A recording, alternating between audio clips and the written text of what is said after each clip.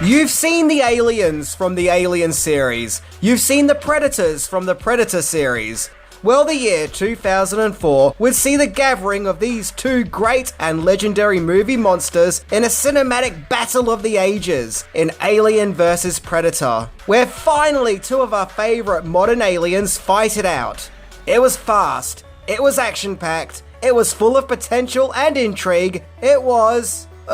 rated PG-13. In Alien vs Predator, an expedition team led by Bishop Wayland, played by Lance Henriksen, head out to Antarctica in order to find a hidden and buried pyramid. As it happens, the Predator creatures had been visiting Earth for thousands of years and influencing the progress of the human race, as well as breeding alien xenomorphs in order to create the ultimate prey for a rite of passage hunt by the Predators. Our team of humans get caught up in this epic battle of Alien versus Predators, and in order to survive, they must choose a side.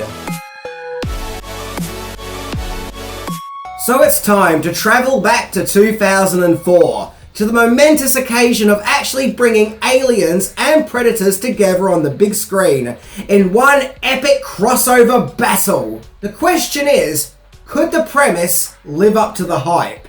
Well, let's look into this as we explore 10 things that you didn't know about Alien vs Predator. Let's check it out. Thank you.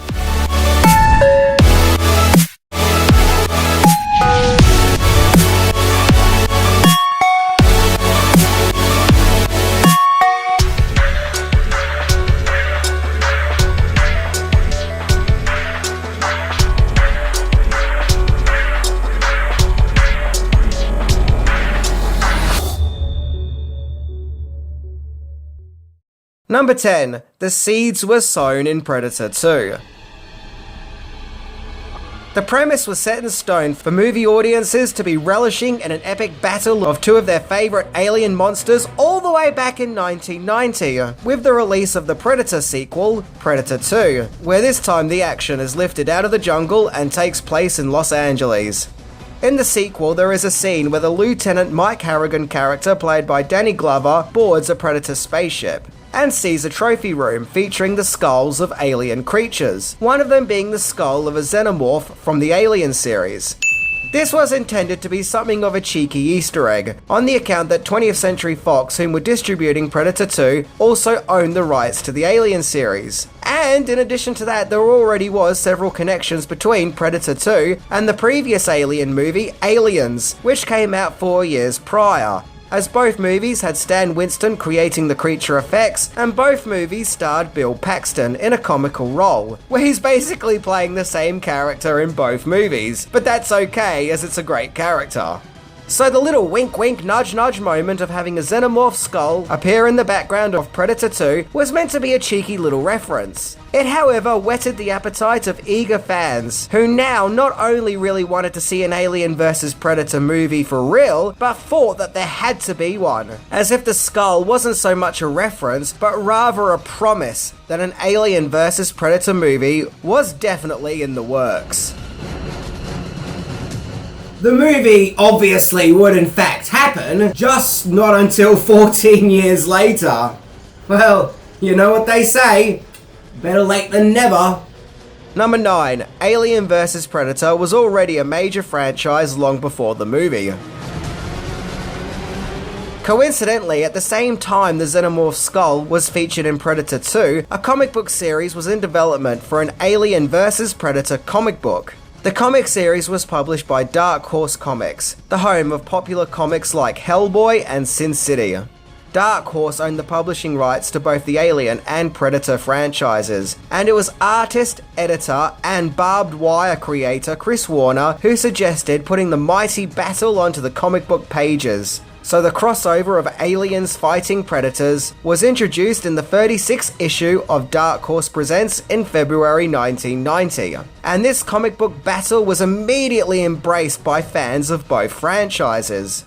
Predator 2 may have teased this intergalactic showdown, but now people could finally see it. During the 90s and 2000s, the comic book became so popular, even DC superheroes Batman and Superman got involved in the battle. And even the Terminator joined in at one stage. There was even an action figure lineup that was released based on the comic books, and subsequently a video game, so fans themselves can join in on this terrifying conflict between their favourite movie alien creatures. Yep, it seemed that Alien vs Predator was a success, and flying high with its fandom. So we had comics, video games, and toys. So it'll seem that the next logical step was a movie. But why did the movie take so long to get made? Number 8. Alien 5 was dropped to make an Alien vs Predator movie.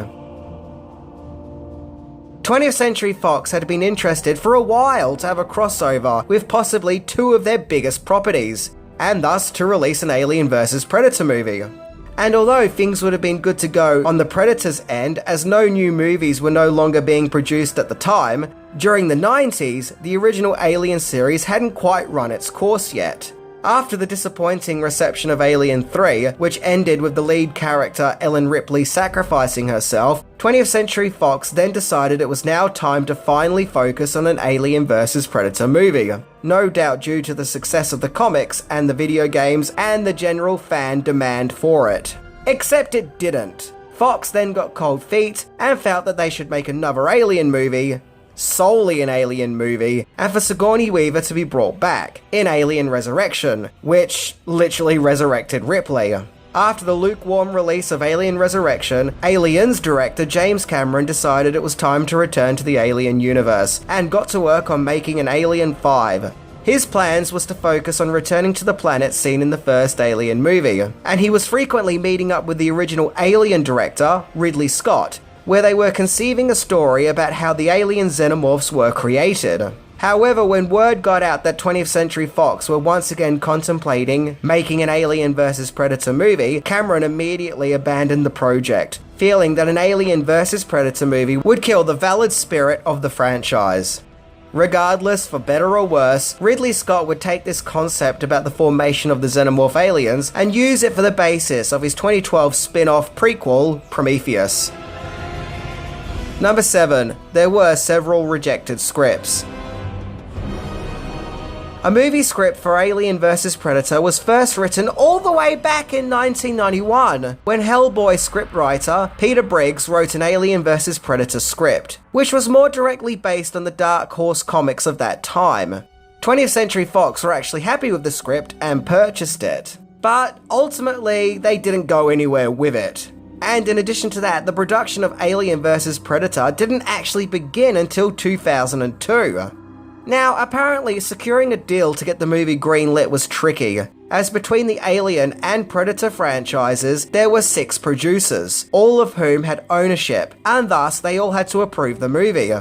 Now think about it, 6 producers, each with their own ideas and vested interests. I wonder if something that really pushed the production forward is also at that time, Freddy vs. Jason was in production, which was also a movie that saw the combination of 2 popular cinematic movie villains, of which was also teased in an earlier movie. In this case, it was Jason Goes to Hell. And like Alien vs. Predator, there was a huge fan anticipation for such a movie. Someone who really pushed for the Alien vs Predator movie was producer John Davis, who produced the previous 2 Predator movies. And he had to convince the other producers, as there was worries if a crossover movie with both these big franchise monsters would even work. Scriptwriter James DeMonico, who would go on to create the Purge film series, co-wrote an Alien vs Predator script. But this script was ultimately rejected, as it was decided to base the story on Earth. And apparently at one stage in the production, the movie was actually called The Hunt, Alien vs Predator. But the big question is, who could put this story together? It'll be a massive event. An event horizon, if you will. Number 6. Paul W.S. Anderson to the rescue. The production then turned to English filmmaker Paul Anderson, who in the 90s really made it big by directing the Mortal Kombat movie. But he also proved that he could direct scary science fiction horror movies thanks to the truly excellent and disturbing Event Horizon. And in 2002, he had directed the first Resident Evil movie, which started a franchise that he himself would go on to spearhead. Anderson had apparently spent 8 years working on a script for Alien vs Predator, and had really impressed producer Don Davis with his take, and with art and storyboards that he presented to him. So Anderson came on board as Alien vs Predator's co-writer and director. So clearly the powers that be had a lot of faith in Anderson. Anderson took inspiration from Swiss author Erich von Däniken, who explored the idea of extraterrestrial beings influencing ancient Earth cultures and civilizations, and subsequently being worshipped as gods, hence the Aztec themes in Alien vs Predator. Another inspiration was the H.P. Lovecraft story At the Mountains of Madness. It was decided to make Aliens vs Predator a sequel to the Predator movies, but a prequel to the Alien films. There supposedly was an idea of setting Alien vs Predator in modern-day New York City, but thankfully Anderson was against this, as in the original Alien, which is set in the future, no one knew what a xenomorph was. It wouldn't have made sense to have a xenomorph running around New York City if no one knows what they are in the future. So for that reason, the action was set in Antarctica, basically in the middle of nowhere. And to add to good measure, and to make sure the story would be in good hands, both Dan O'Bannon and Ronald Shusett, who both wrote the original Alien movie, came on board to do rewrites. You know, to really perfect the script. Yeah. Number 5. Arnold Schwarzenegger could have starred in Alien vs Predator if he had lost an election. Now we get to the cast of Alien vs Predator, the human characters who get caught up in this battle. Anderson wanted a cast that was mainly made up of European actors, including Ewan Brenner, aka Spud from Trainspotting, and the brilliant and ever-trustworthy Colin Salmon. As for the main character Lex, well, it apparently was quite a challenge casting the role. Lex starts off as a guide to the expedition at the start of the movie, but by the end she becomes a warrior. And the production didn't want the character to be Ripley too, and so they wanted to cast someone different with a completely different take. Apparently hundreds of actresses were considered, as they wanted someone who was an unknown but could also act. Blade actress Sanaa Lathan was sent a script just mere days before filming was to start, and at first she was hesitant, as she thought the title of Alien vs Predator sounded like some silly B-movie. She was very quickly flown in for an audition, and just like that she was cast in the role, and then very quickly flown for filming. The whole process was very rushed, and it was actually quite difficult for her to adapt because at that stage of her life she had barely ever left LA. The only connection to the previous movies was Lance Henriksen, who played Bishop Weyland, who was the head of the Weyland Company, which would become the main antagonist in the Alien films. Henriksen previously played androids called Bishop in Aliens and Alien 3. And the logic behind the character and the casting is the events in the Antarctic in Alien vs Predator is what makes the Weyland Company first aware of the aliens, and that in the future the Weyland Company would design robots to look like the original head of company, as a sort of homage. Which, yeah, okay, that makes sense, I'll buy it. Arnold Schwarzenegger, who played Dutch in the original Predator movie, was up for returning for a small cameo. At that time, Schwarzenegger was the governor of California, and told the production that he would return to the part if he loses the recall election. But he didn't, he won, so he wasn't in the film. Sigourney Weaver, on the other hand, had absolutely no intention whatsoever to return, and that it was thanks to the whispers of a potential Alien vs Predator movie that made her want to kill off Ripley in the first place in Alien 3. So yeah, she definitely was not going to appear in this movie. You gotta admit, it would have been awesome if we did get a movie with Ripley and Dutch joining forces. Two ultimate badasses taking on these two badass alien monsters. Yeah, look, I know it wouldn't have made much sense due to timelines, but I'm still sure that they could have figured something out. I mean, after all, this is science fiction. Number 4. Filming at a certain location saved huge costs. With the exception of the original Predator movie, which was filmed in Mexico, all the previous Alien and Predator movies were either filmed in London or Los Angeles. However, Alien vs Predator was mainly shot on sound stages in Prague, the Czech Republic, particularly Barrandov Studios, of which would go on to be the filming studio location to the Chronicles of Narnia and Casino Royale. As it happens, filming in Prague saved the production a lot of money. Building the required sets needed in LA would have cost $20 million, but in Prague it only cost $2 million.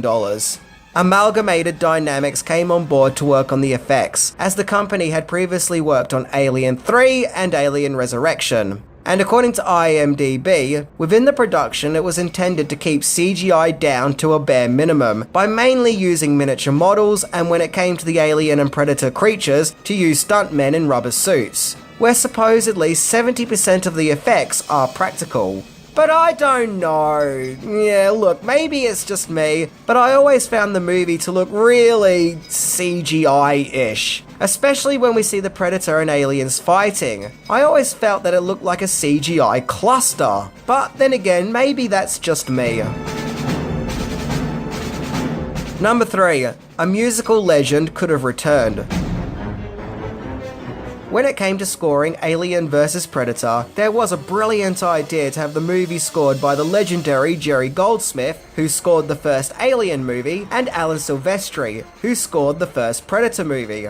Yep, a score by both Silvestri and Goldsmith. Just imagine how awesome that would have been. However, Goldsmith's failing health kept getting in the way of his involvement in the score, and sadly on July the 21st, 2004, Jerry Goldsmith passed away, leaving behind a great legacy of movie music. So when it came to scoring Alien vs Predator, instead Austrian composer Harald Kloser came on board as composer, who also that very same year composed The Day After Tomorrow. Speaking of which, according to IMDb, before Paul Anderson was hired as the director of Alien vs Predator, both Guillermo del Toro and Roland Emmerich were considered to be hired for directing duties for Alien vs Predator. But Emmerich declined as he wanted to direct the as-mentioned The Day After Tomorrow, and del Toro also declined as he chose to direct Hellboy instead. Number 2. A hardcore epic battle rated PG-13. Something that caused huge fan backlash and rage at the time was the fact that Alien vs Predator was reduced to a PG-13 rating, despite the fact that all the previous Alien and Predator movies were rated R, and they were known for their shocking gore and violence, as well as equally hardcore bad language. In fact, Alien vs Predator should have been even more so, as it was combining both these horrific violent franchises. In essence, they neutered the Alien vs Predator universes and made them feel safe and sanitized. Two movie franchises which frankly have no business being PG-13. My biggest problem with the PG-13 rating is all the previous Predator and Alien movies all have those shocking standout moments. Even the not-so-good sequels. Those moments that really hit you in the guts and stick with you after watching because they were so memorable. To me, Alien vs Predator doesn't have any of these shocking and horrific standout moments, on the account that it's PG-13, and this naturally limited to how much gore can be shown. But this makes the film feel generic and doesn't really stand out. And that's the issue here.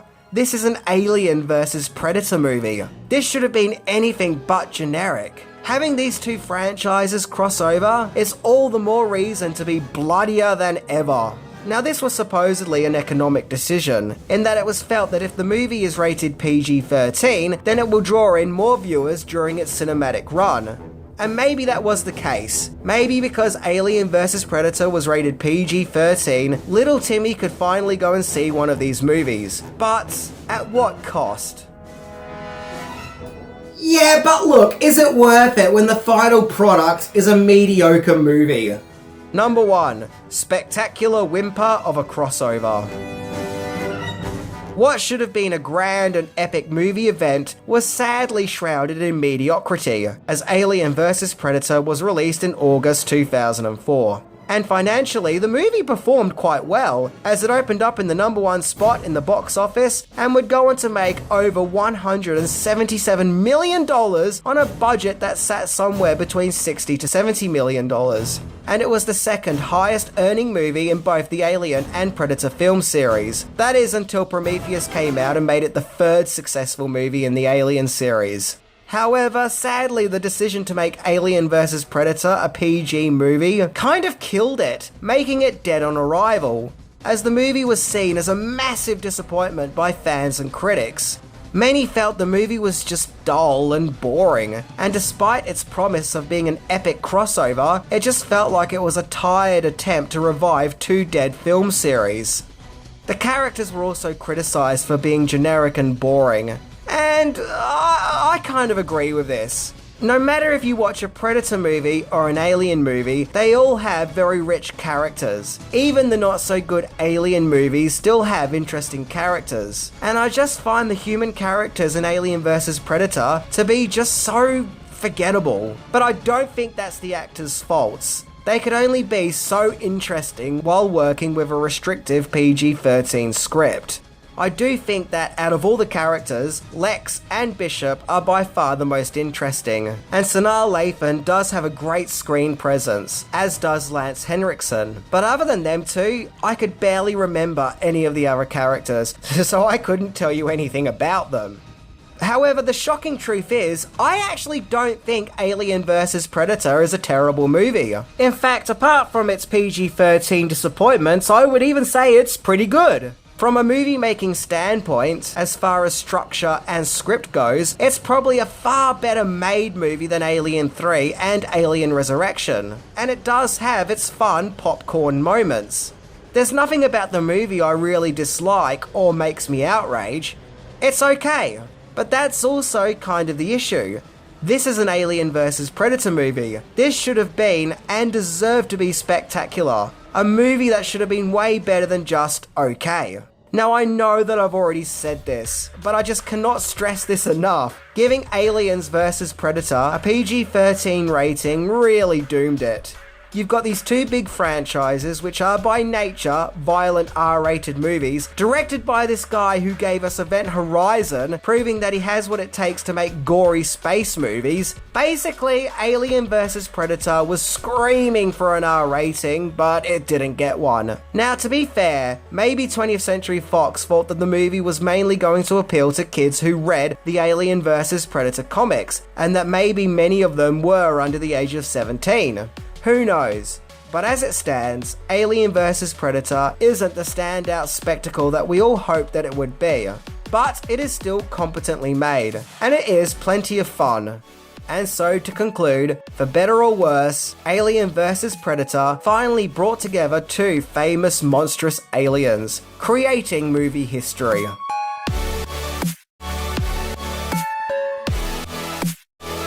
Once again, I'm not trashing on Alien vs. Predator. I don't think it's an awful movie. It's just not a spectacular movie. But it should have been. The potential, it's almost heartbreaking. But that said, it is still fun and enjoyable enough. So definitely check it out if you're a fan of both franchises. Just, don't expect to remember it too much longer after watching it. I don't know, maybe you will. Maybe you'll absolutely love it, and I'm just being a silly Billy. Anyway, I'm Minty, and seriously, Alien and Predator movies are just not designed to be PG-13. They're not. See ya!